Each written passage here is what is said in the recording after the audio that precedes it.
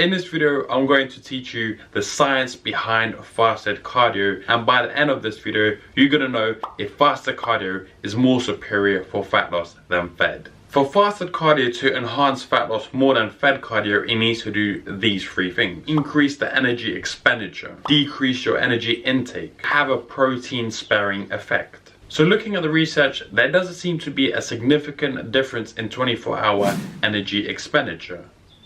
So before we move on to the primary reason why people choose fasted cardio, we first need to understand how we lose body fat. So we lose body fat when we create an energy deficit, meaning we expand more energy than we take in. Now this is going to pull energy from the fat and the protein stores. So the primary reason people choose fasted cardio over fed is because they are depleted of carbohydrates. We know that carbohydrates are the preferred fuel energy source, and if there aren't any carbohydrates in our body in the fasted state, then that means more fat must be used for fuel, right? That is correct. However, that is short-sighted thinking. The fat you burn during the exercise isn't actually that important, because think of this.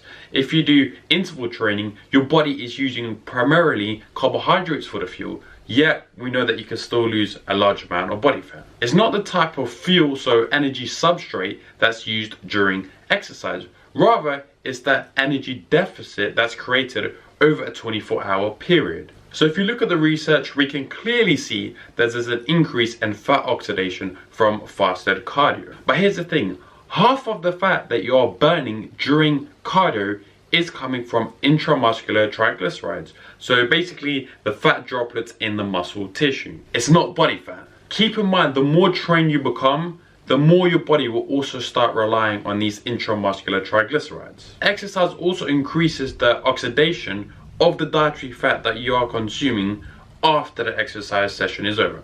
For example, when you go on a low carb ketogenic diet, you're consuming, let's say, 80% of your total intake from fat. Your body is now going to use those fats for fuel instead of the carbohydrates. So fasted cardio is literally just enhancing the utilization of the intramuscular triglycerides and the dietary fat, so the fat you're eating in your diet for the fuel. It's not body fat stores. Fasted cardio might actually increase 24-hour fat oxidation.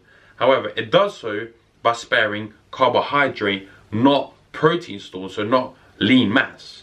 Fasted cardio will reduce muscle glycogen, of course, maybe by a small amount of, let's say, 20%, depending on intensity and duration. The carbs that you will be eating during the day will be used to restore the muscle glycogen instead of being used for fuel. So rather, the fat is being used for fuel. Another common claim about doing fasted cardio in the morning is that your insulin levels are lower and therefore you can burn more fat. Again, this is very short-sighted thinking. And this is because when you eat something, lipogenesis, so the creation of fat, is increasing.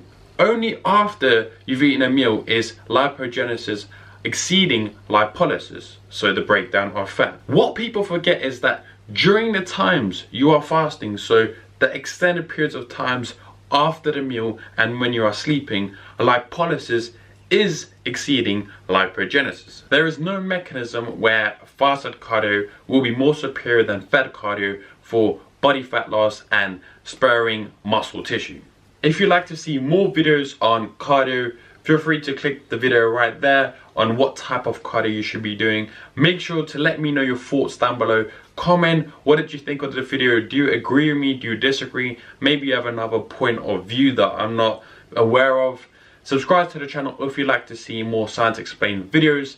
And as always, stay positive, stay smiling, and I'll see you in the next one.